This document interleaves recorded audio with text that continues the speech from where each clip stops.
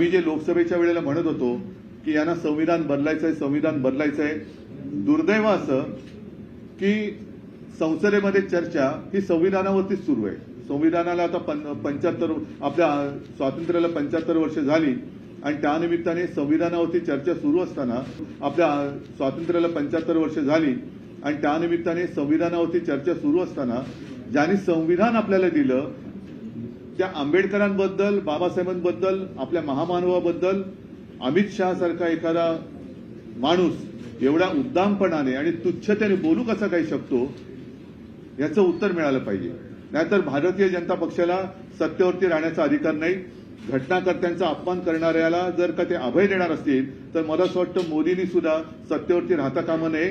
त्यांनी एकतर अमित शहांवरती कारवाई करावी, नाहीतर मोदींनी सत्ता सोडावी.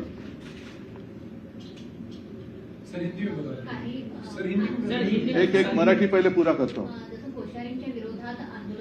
नाही, शेवटी आंदोलन आम्ही करणं बरोबर आहे. हे आंदोलन आम्ही करू, तो काय मुद्दा नाहीये. पण विशेष म्हणजे इतर सामान्य जनतेला हे मान्य आहे का? कारण आता महाराष्ट्रामध्ये त्यांना कसं मिळालं, पण राक्षसी बहुमत मिळालेलं आहे. त्याच्यामुळे महाराष्ट्राला कसंही वाकवा, महाराष्ट्राला कसंही झोडा, महाराष्ट्राच्या दैवताचा काही कोणीही अपमान करा, तो महाराष्ट्र काही करत नाही, काही करू शकत नाही, अशा मस्तीमध्ये हे वागायला लागलेले आहेत. आणि ही मस्ती आता मोडण्याची वेळ आलेली आहे. भारतीय जनता पक्षाने ताबडतोब त्यांच्याकडनं काय आम्ही आंदोलन करू, पण भारतीय जनता पक्ष काय करणार आहे? अन्यथा जिथे जिथे भारतीय जनता पक्षाचे नेते महाराष्ट्रामध्ये आहेत तिथल्या नेत्यांना जनतेने विचारायला पाहिजे की हे तुम्हाला मान्य आहे का? आंबेडकरांचा अपमान तुम्हाला मान्य आहे का?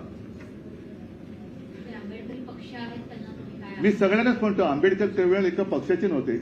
माझ्या आजोबांचे आणि त्यांचेही चांगले ऋणानुबंध होते. शेवटी बाबासाहेबांनी माझे वडील शिवसेना प्रमुख म्हणायचे की या महाराष्ट्राने दोन दैवत जगाला दिली, देशाला दिली. एक म्हणजे छत्रपती शिवाजी महाराज आणि दुसरे डॉक्टर बाबासाहेब आंबेडकर. आणि अशा आमच्या या दैवताबद्दल, महाराजांबद्दल पण त्यांनी अपमान करून झालेला आहे, आंबेडकरांबद्दल झालेला आहे. हे आंबेडकरांचं नाव पुसायला निघालेलं आहे, आंबेडकरांचं नाव पुसायला निघालेलं आहे, महाराष्ट्राचं नाव पुसायला निघालेलं आहे. अर्थात हे जे नाव पुसायला निघाले ते भाजप किंवा भाजपवाले पुसले जातील, पण आंबेडकरांचं नाव पुसू शकणार नाही.